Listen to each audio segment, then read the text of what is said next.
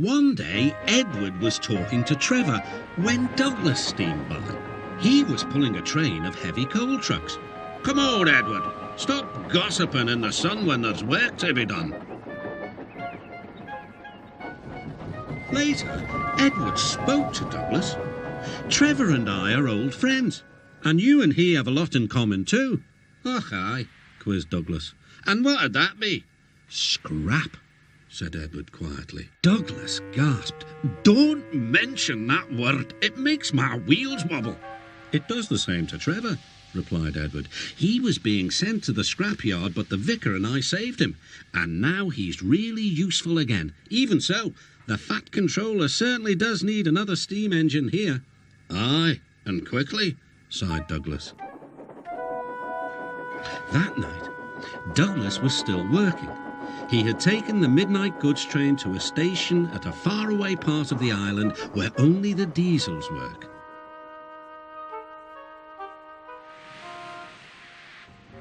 He was just shunting, ready for his return journey, when... "That sounds like a steam engine," he thought.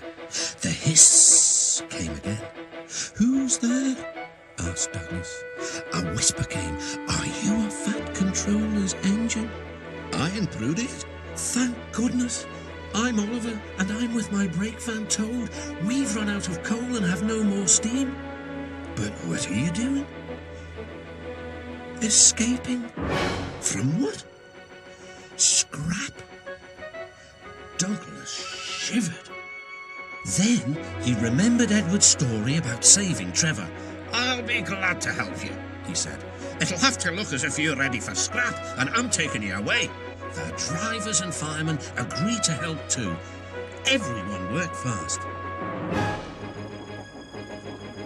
"No time to turn around," panted Douglas. "I'll run tender first. Come on."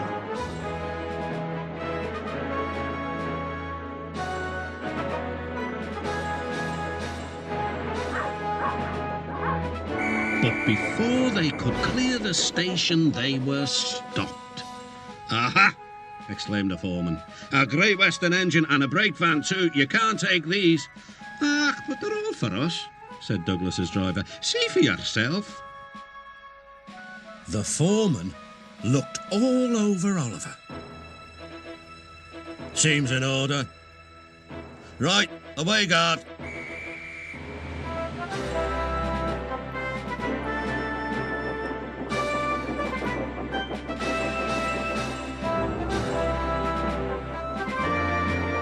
"That was a neat thing," puffed Douglas. "We've had worse," smiled Oliver. And they forged ahead.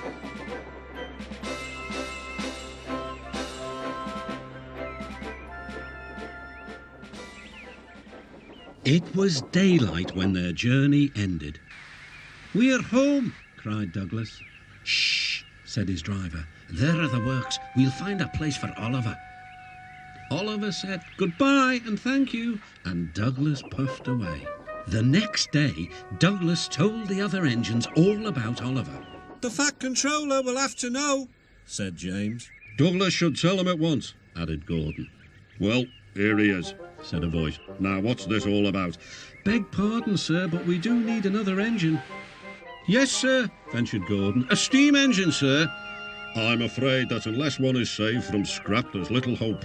"But, sir," burst out Douglas, "one has."